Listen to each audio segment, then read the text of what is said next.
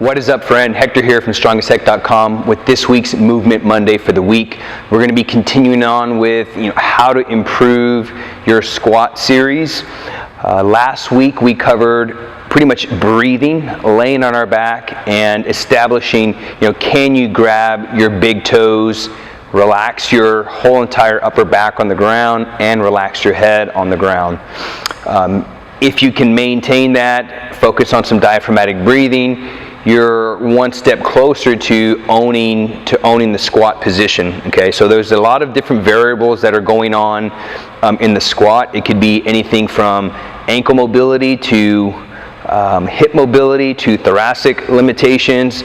And so I'm not going to cover too much of the thoracic portion because I covered that in our overhead, how to improve your overhead position, how to improve your press. I covered that in that series. So I'll leave a link in the comments or the description below that will link you over to that part on the press if you're interested in learning how to mobilize the thoracic portion of your spine. So what we're going to be diving into today is we're going to be addressing the hips. So the goblet squat is a great, fantastic drill to work on improving your squat. It was made famous by great strength coach Dan John, and thank you Dan John for the goblet squat. Pavel said the goblet squat is the squat for the people, and I definitely agree. It's the best way to learn how to squat. I even covered in our technique of the week last week, I talked about how I teach our students to squat from the ground up, because that's essentially how you learn to squat as a toddler, and that's the best way to learn how to regain your squat is from the ground up. But what we're going to focus on today is mobilizing the hip, and I'm going to show you a couple of my favorites, and this is actually something I've been playing around with for a little bit, and I incorporate it as a part of my get up practice. And so basically we're going to be in this tall sit posture.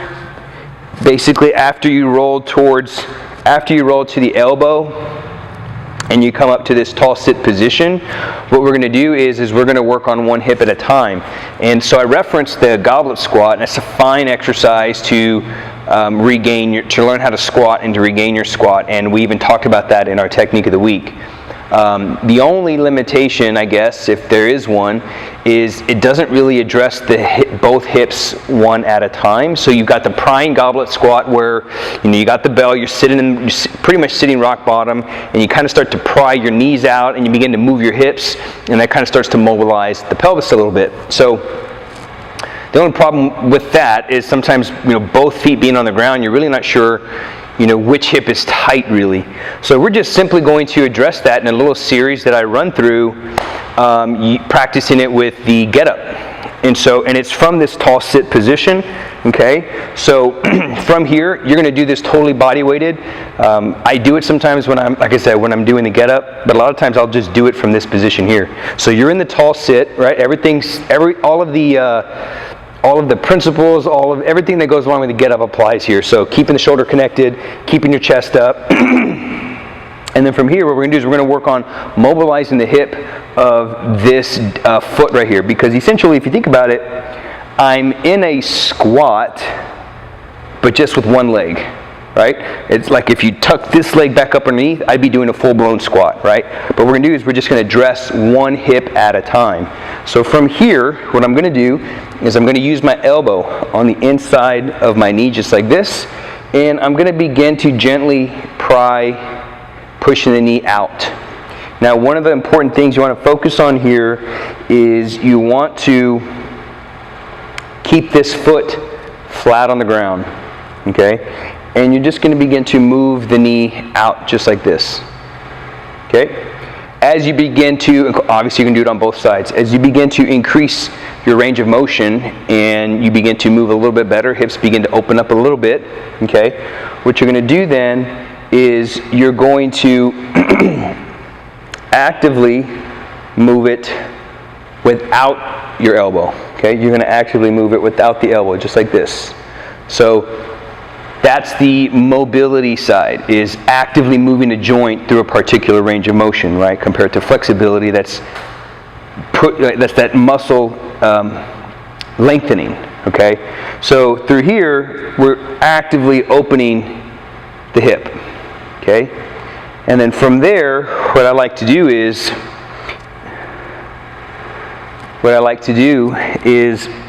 this, like right now, since imagine if you're going through the get up, I'm essentially sitting on one side of my hip. Okay, so I'm kind of sitting on this left side. And there's like this part of my hip here, my right hip is not on the ground right now. Okay, so what I want to do is I want to actively kind of pull my hips to the ground and try to put both of my sit bones flat on the ground. So you can see that gets me to open up my knee. Okay, my foot stays flat on the ground, and I get my hips, both hip bones on the ground. And then I come back, use your breath.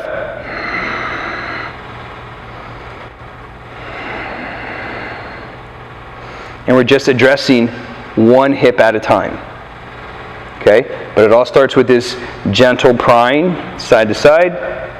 Okay, then actively moving it without the assistance of your elbow, and then dropping it down towards the ground, actively pulling towards the ground. Okay, and so you just repeat that on the other side. Okay, gently pry.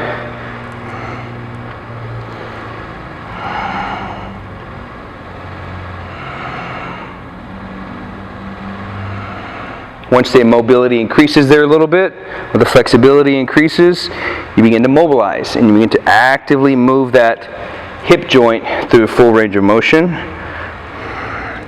Then as you begin to move better in this position here, you're going to actively try to put both sit bones, and for me this is a little bit tighter on this side.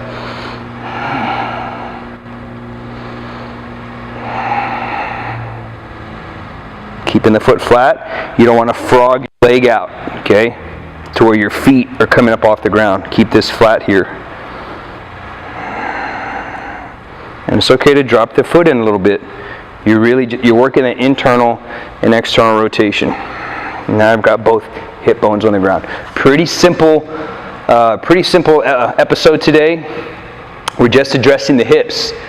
On the last part of this series, we're going to address the ankles and the hips at the same time. And it's going to look, again, like this single-legged squat, like you're sitting in this position and you're essentially like that. So it'll be another variation. So pretty simple. This is something that I cover in detail in our Swing Strong course. It's a step-by-step course on how to improve your strength, improve your endurance, improve your mobility with the two most effective exercises, and that's the swing and the get up. It's a full step-by-step course. I cover all the details inside of that course. So if you're interested in learning about that course, just go to my blog, strongestech.com, go to courses, and you'll see it there on the courses page. You're more than welcome to check that out. But with that said, that's this week's Movement Monday for the week on how to improve your squat. And that is, so last week we addressed the breathing, right? Can you actually get into that position? Do you have the mobility, and then the breathing kind of helps with the stability factor, and it's going to help your body to open up. From there, we're addressing now the hips on both sides, one hip at a time. From there, we're going to be progressing next week to close it out. We're going to be addressing the ankles, and we're going to be addressing the hips again. So that's all I got for you guys for this week's Movement Monday. If you have any questions, you have any comments, as always, leave something in the comment section. If you're enjoying this video series, this segment, be sure to subscribe somewhere up here above my head. And I will see you guys next week. So again, I'm Hector with strongestech.com with this week's Movement Monday for the week.